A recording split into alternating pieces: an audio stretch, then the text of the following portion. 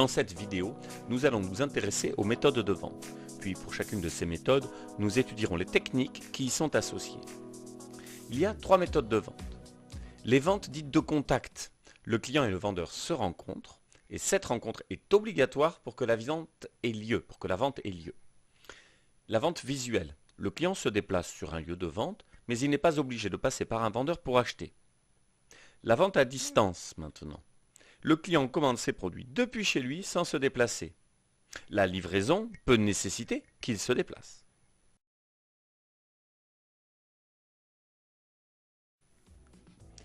Les ventes de contact tout d'abord. Comme nous le disions, le client et le vendeur se rencontrent et cette rencontre est obligatoire pour que la vente ait lieu. La rencontre peut avoir lieu sur un point de vente fixe comme un magasin. On parle alors de vente traditionnelle. Cette rencontre peut également avoir lieu sur un stand qui est provisoire, par exemple sur un marché ou sur une foire comme une foire au vin.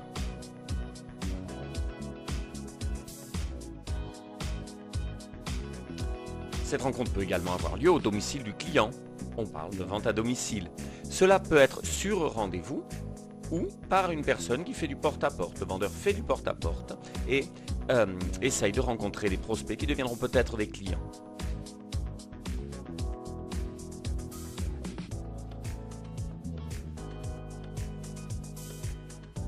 La vente par téléphone.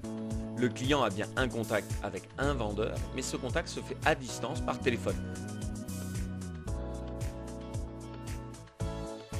La vente en réunion enfin. Un particulier, appelé hôte, fait venir chez lui des connaissances, des amis, des voisins. Un vendeur vient également et présente les produits aux connaissances de l'hôte. Deuxième méthode de vente, la vente visuelle. Le client se déplace sur un lieu de vente, mais il n'est pas obligé de passer par un vendeur pour acheter. Le libre-service.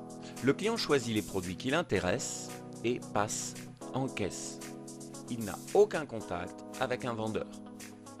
Parfois, un vendeur est disponible et le client peut lui demander conseil. On parle de libre-service assisté. Cette technique est classée dans les méthodes de vente visuelle car le client n'est pas obligé de passer par un vendeur.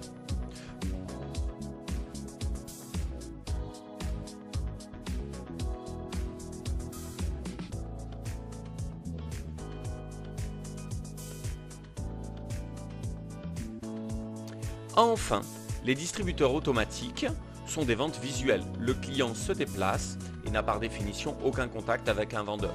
On part du principe qu'il voit les produits, ce qui est généralement le cas. Les ventes à distance maintenant, elles ont tendance à se développer de plus en plus. Le client commande ses produits depuis chez lui sans se déplacer. Il se déplacera peut-être pour une livraison.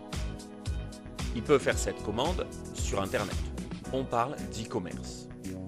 Le drive reste bien une vente à distance car la commande est faite sur Internet depuis le domicile du client. Il se déplace pour chercher sa commande.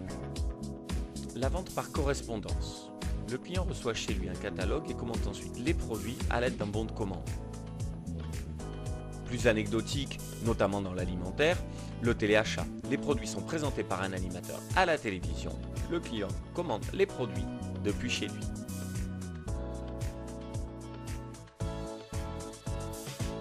Il est à noter que sur un même point de vente, on peut avoir plusieurs techniques utilisées. C'est le cas dans les grandes surfaces. On peut acheter de la viande, du poisson, du fromage, où le client se fait servir par un vendeur qui, par exemple, dans le cas de la viande, va en plus faire la découpe. Dans ce même magasin, on peut acheter bon nombre de produits ensuite en libre service. Et même certains produits en libre service assisté où un vendeur sera là pour éventuellement conseiller, aider le client.